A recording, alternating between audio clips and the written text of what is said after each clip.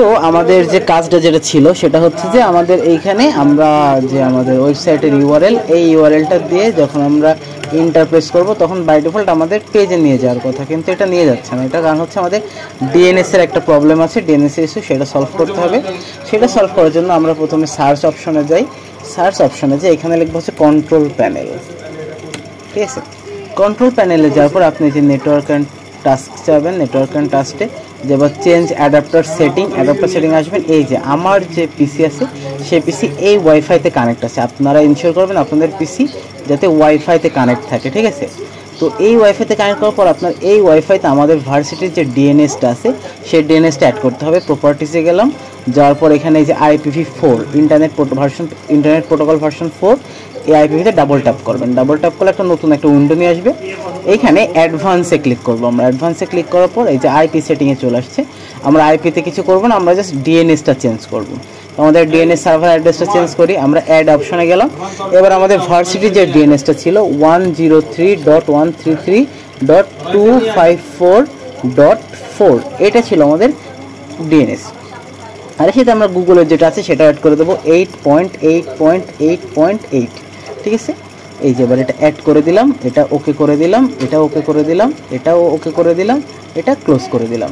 এবার আমাদের DNS add হয়ে গেছে। এবার আমরা চেক করি যে আসলে ডিএনএস অ্যাড হয়েছে কিনা। এর জন্য আমরা সার্ভার অপশনে যে আবার এটা রিলোড করব। রিলোড করলে বাই ডিফল্ট এরকম কিছু একটা পেজ আসবে, এটা এক্সিকিউটেবল আছে এটা। এবার এখানে আমরা log in to virtual mail log in করবো। লগ ইন করলে এই যে আমাদের চলে আসছে আমাদের ড্যাশবোর্ড আমাদের ইউআরএল থেকে।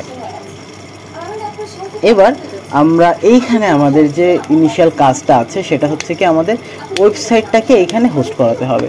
তো সেই জন্য আমরা আমাদের ফাইল ম্যানেজার অপশানে চলে যাব। এই ফাইল ম্যানেজারের মধ্যে আমাদের এরকম কিছু ফাইল পাবো। আমারটা PHP থেকে কনফিগার করা ছিল বলে এই ফাইলটা আছে, আপনাদের এটা নাও থাকতে পারে। তো আমাদের মোটামুটি 1 2 3 4 এই 4টা অপশন থাকবে। index.html, এই index.html আছে। এখন এইটাকে আমরা রান মানে এইটা রান হচ্ছে আমাদের যে প্রথমে যে ইনিশিয়াল যে পেজটুকু আসছিল।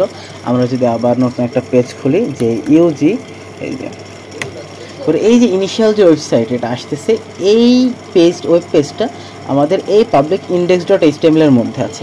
কিন্তু আমাদের তো এই ওয়েব পেজ আসলে হবে না, আমাদের লাগবে কি আমাদের যে ফ্লাটারের যে প্রজেক্টটা ছিল সেই ফ্লাটারের প্রজেক্টটা আসতে হবে। এখন সেই ফ্লাটারের প্রজেক্টটা আনতে হলে আমাদের সেই ফাইলে চলে যায় যেখানে আমাদের ফ্লাটার প্রজেক্টগুলো আছে। ওকে, GitHub schedule_web, ওকে। তো সচরাচর যারা GitHub মানে ফ্লাটার ইউজ করে তারা জানে যে আমাদের ওয়েব প্রজেক্ট কোথায় থাকে। তো এটা বিল্ড করা নেই, এটা আমার একটু বিল্ড করে নিতে হবে। ফ্লাটার বিল্ড ওয়েব, এই যে এখান থেকে আমাদের ফ্লাটার যেটা আছে সেটা বিল্ড হচ্ছে, আমাদের ওয়েবসাইটটা বিল্ড হচ্ছে। এই যে আমাদের ফ্লাটার বিল্ডটা হয়ে গেছে। তো আমরা এখন ফাইল ম্যানেজার VS কোডটা মিনিমাইজ করে রাখি। এই যে এখানে চলে যায় যে ওয়েবের মধ্যে যে এই যে আমাদের যে প্রজেক্টের ফাইলগুলো ছিল সেইগুলো চলে আসছে। এখন এইগুলো আপলোড করতে হবে। আপলোড করতে হলে আমরা ফাইলসে যাব, ফাইলসে যে আপলোড কারেন্ট ডাইরেক্টরিতে আপলোড করব। এখানে আমরা ফাইলগুলোকে ড্র্যাগ অ্যান্ড ড্রপ করতে পারবো, সিলেক্ট করতে পারি। আমি এইগুলা সিলেক্ট করলাম, করে ড্র্যাগ অ্যান্ড ড্রপ করে দিব এখানে। এই যে 9 ফাইলস আর সিলেক্টেড, এগুলো আপলোড হয়ে যাবে। কিন্তু আমার তো শুধু এইগুলোই লাগবে না, আমার আরও কিছু লাগবে। সেগুলো হচ্ছে যে আমার অ্যাসেট ফোল্ডার ছিল, যেমন অ্যাসেট, এই ক্যানভিট, আইকনস, এই যে ফোল্ডার 3টা আছে এই 3টাও লাগবে। এখন এই 3টা আপলোড করতে গেলে দেখবো আমরা হচ্ছে না, এই যে হচ্ছে না, বলছে কি যে এরর অ্যাটেম্পট অ্যাড ডাইরেক্টরি। এই জন্য আমরা এই যে ডাইরেক্টরি আপলোড এটাকে টিক মার্ক দিয়ে দেবো, দিলে এটা ডাইরেক্টরি তখন আপলোড নেবে। এবার আমি অ্যাসেট ফোল্ডারটা এখানে সিলেক্ট করে এই যে আপলোড হচ্ছে, অ্যাসেট ফোল্ডারটা আপলোড হয়ে যাবে। তারপরে আমরা আবার ফাইলসে যাব, আপলোড করব। এই ডাইরেক্টরি অলওয়েজ একটা একটা করে আপলোড হবে, তো এটা একটু প্যারা হয়ে যাইতে পারে, তাও করতে হবে আস্তে আস্তে।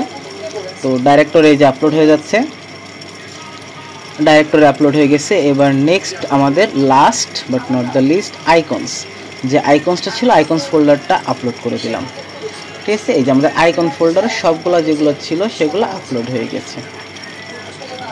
তো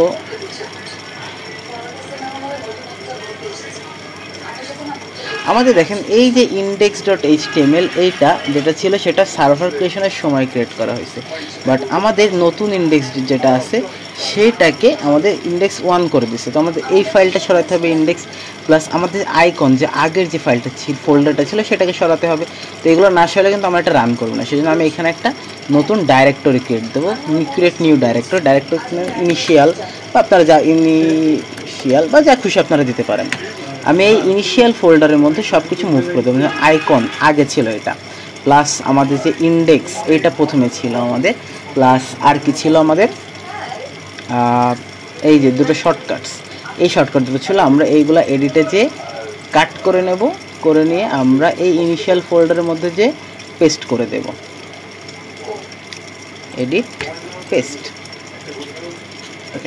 এখানে এসে পেস্ট হয়ে গেছে। আমরা আবার যদি যাই তাহলে দেখবো এখানে না। এবার এই যে ইন্ডেক্স এটা তো নাম চেঞ্জ হয়ে গেছে, আমাদের এটা নাম আবার রিনেম করে দিব আমরা। তো এটাতে গেলাম, এইখানে রিনেম গেছি আমরা, রিনেমে যে জাস্ট এই যে ব্র্যাকেট আর 1 এই দুটো সরাই রিনেম করে দিলাম।